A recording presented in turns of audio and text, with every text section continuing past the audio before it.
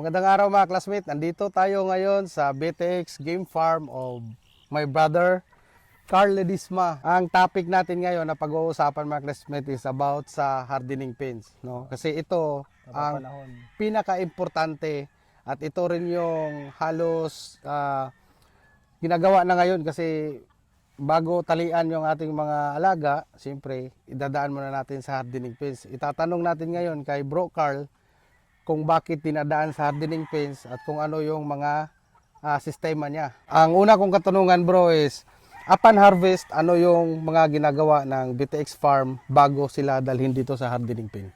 Upon harvest, ginagawa namin, dinadala from range, farm 1, dun kasi yung range ko, dinadala namin dito. Tapos sineselect ko muna sila.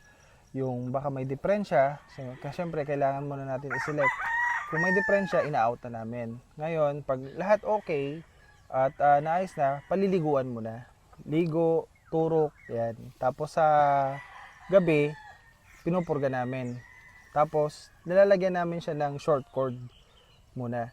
Tapos, pag nilagyan namin na siya ng short cord, yung sistema ko, hardening 1, 2, 3, maglalagay kami ng isang babae sa hardening 1. Tapos, yung hardening, ang purpose kasi nun, para matuto silang kumasta dun sa babae, tumaas yung kanilang libido.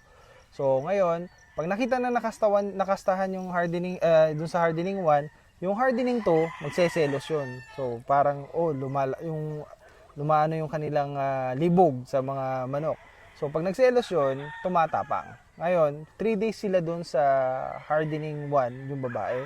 And then, ililipat namin sa hardening 2. Ngayon, yung nasa hardening 1, magseselos kasi akala niya shota niya na yun eh. Diba? So, ngayon, makikitang kinakasahan ng lalaking katsaw, yung babaeng yung pulit or yung mas maganda yung mas maedad eh. Para magpakasta na. Para makasta. Kinastahan, magagalit ngayong hardening 1. So, ngayon tatapang na siya. Bumubuo na yung loob niya. Ngayon, 3 days din siya doon.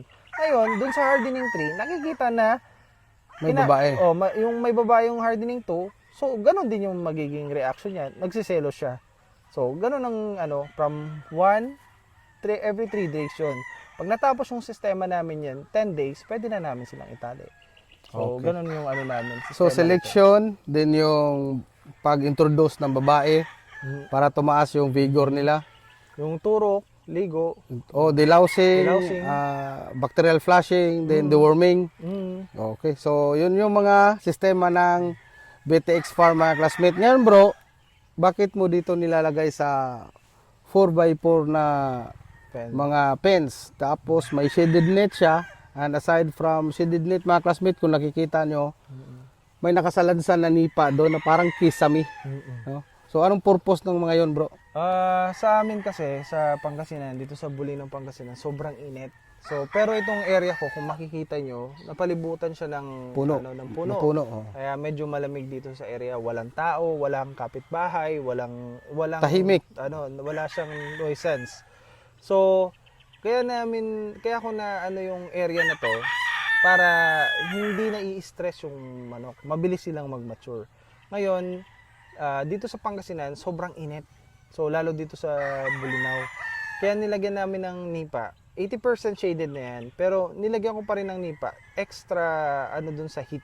Extra protection dun sa heat. Para ma-minimize yung mga direct hit na tumatama. Yes, At least man lang mabawasan. No? At the same time, kaya kinuha ko yung 4x4, mas maluwag, mas mataas. So, yung heat, hindi ganun tumatama dun sa manok. Tapos, syempre, may butas naman siya. So, pag dumaan yung hangin, mawawala yung heat. So, yung stress level, nami-minimize lang namin. Kasi sobrang stress ng stags.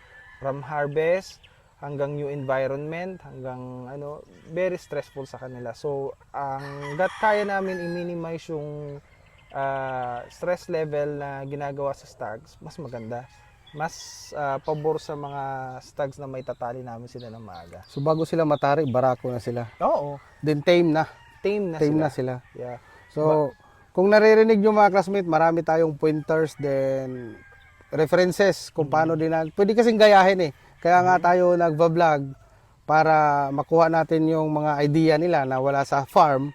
Then kung gusto natin idagdag para dun sa makatulong dun sa pagpapaganda ng farm at the same time pagpapaganda ng paglaki ng ating mga alaga, no? So maraming salamat sa iyo, Bro Carl.